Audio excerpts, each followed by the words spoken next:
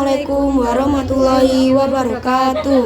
Perkenalkan, saya Novita Ica Mendalita dari kelompok 2. Saya di sini sebagai pewawancara. Dan saya Maidulandari sebagai narasumber. Baik, saya akan mewawancarai tentang apa pengertian perundungan yang Anda ketahui.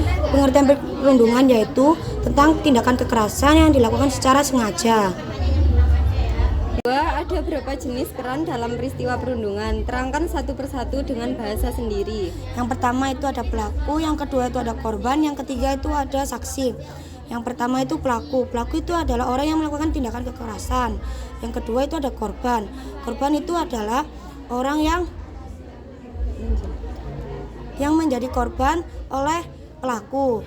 Terus yang ketiga itu ada saksi, orang yang menyaksikan dan tidak melaporkan kejadian tersebut. Yang ketiga, bagaimanakah seharusnya lingkungan merespon perundungan? Terangkan secara jelas dengan contoh konkret. Edukasi tentang bahayanya bullying dan dilakukan dengan lingkungan secara suportif. Yang keempat, jika kamu berposisi sebagai korban, bagaimana langkah-langkah yang akan dilakukan agar perundungan itu berhenti? Terangkan prosedur secara konkret.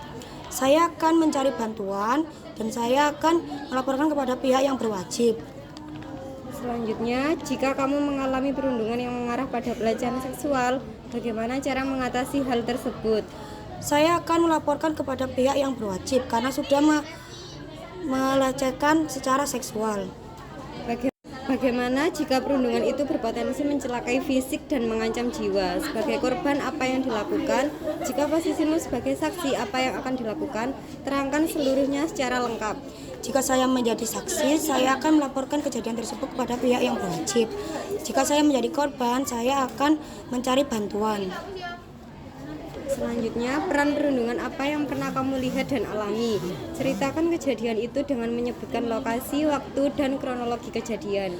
Pas saya waktu ada di kelas ini, saya itu melihat teman saya dibully. Dia itu menyembunyikan HP teman saya sehingga teman saya ini menangis.